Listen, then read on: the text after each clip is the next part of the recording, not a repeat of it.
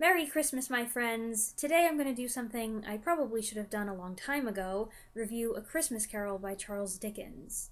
Way back in my earliest days as a YouTuber, I did a series I called 12 Days of A Christmas Carol. 12 days in a row leading up to Christmas, I reviewed a different version of this classic story. I am amazed now that I was ever able to get this done, but my reviews back then were not as detailed as they sometimes are now, and some of those videos are just a couple minutes long. I've since added a couple more reviews to that series as I've watched different adaptations. It's still not complete coverage of all the versions out there, though, and it was never intended to be. I originally started out just reviewing every version that we had here at home, on VHS tape, plus the one big one that we didn't own that was going to be on TV. One thing I never did, though, was discuss the source material, the book itself, which is kind of crazy because I started out doing book reviews. But I've had a hankering lately to read the book again, and I thought, well, since I don't have any other Christmassy videos planned for this month, I can at least do this. A Christmas Carol by Charles Dickens is a novella published in 1843. A novella. That means it's nice and short. It tells the tale of Ebenezer Scrooge, a cranky old miser and moneylender who hates Christmas and wants nothing to do with the holiday or people who are excited about it. On Christmas Eve, he's visited by the ghost of his dead partner, Jacob Marley, who warns him of the torment that lies ahead for him if he does not change his ways. Scrooge is visited that night by three spirits: the ghost of Christmas past, the ghost of Christmas present, and the ghost of Christmas yet to come. These spirits bring Scrooge face to face with his lonely boyhood, his past mistakes, the joy and suffering of others in his life, and the bleak future that lurks on the horizon.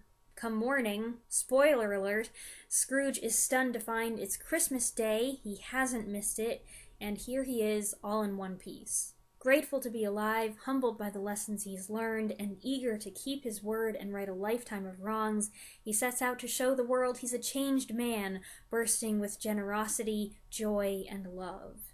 It's one of the most famous fictional stories of redemption and regeneration.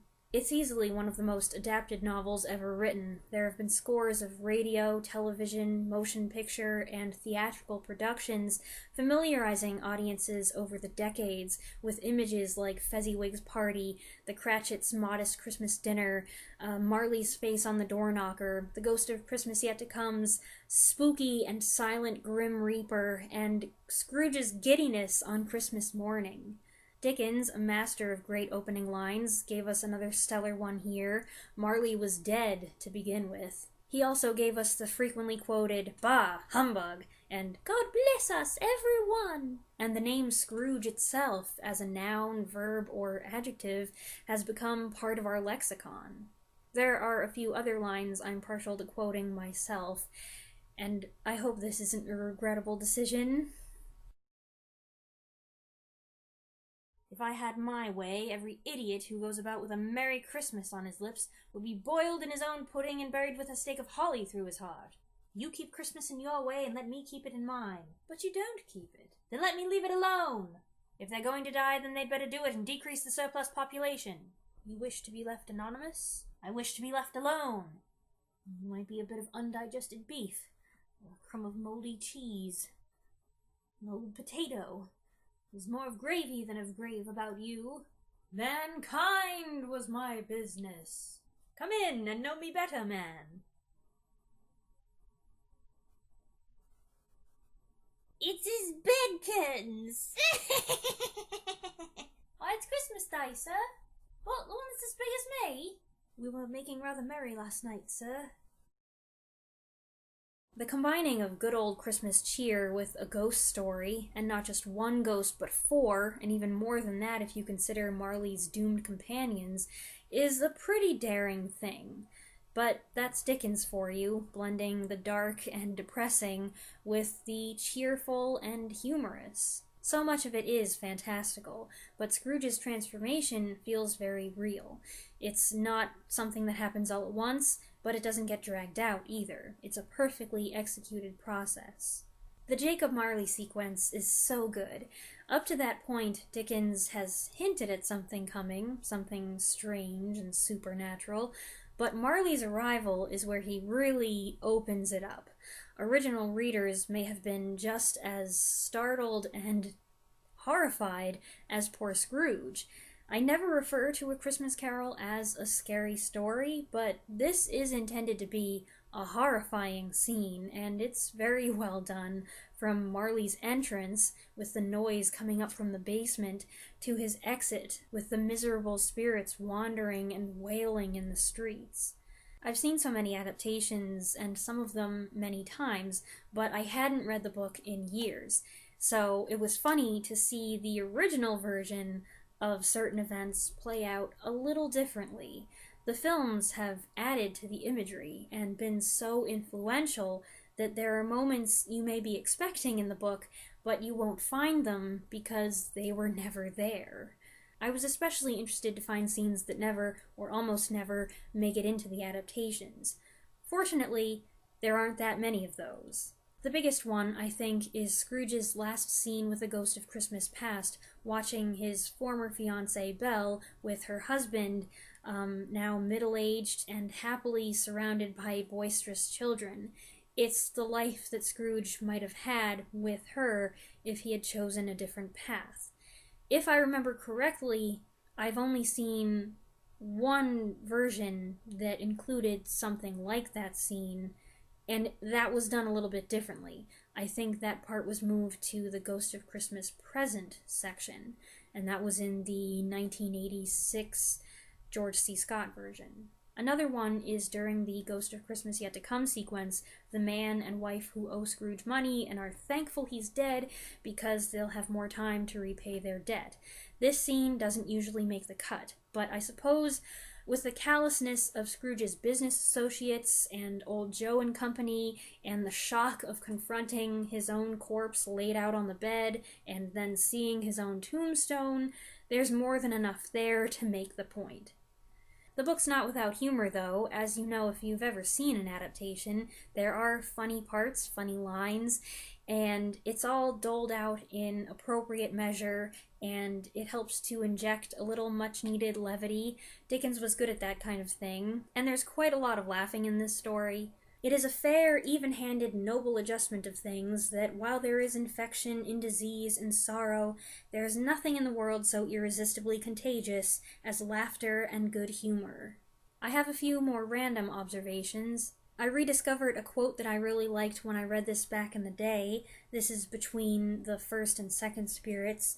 Gentlemen of the free and easy sort, who plume themselves on being acquainted with a move or two, and being usually equal to the time of day, express the wide range of their capacity for adventure by observing that they are good for anything, from pitch and toss to manslaughter, between which opposite extremes, no doubt, there lies a tolerably wide and comprehensive range of subjects.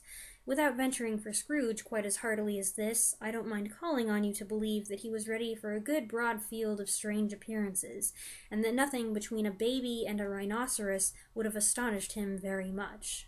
Now, being prepared for almost anything, he was not by any means prepared for nothing, and consequently, when the bell struck one, and no shape appeared, he was taken with a violent fit of trembling. There's a mention of spontaneous combustion on that page as well.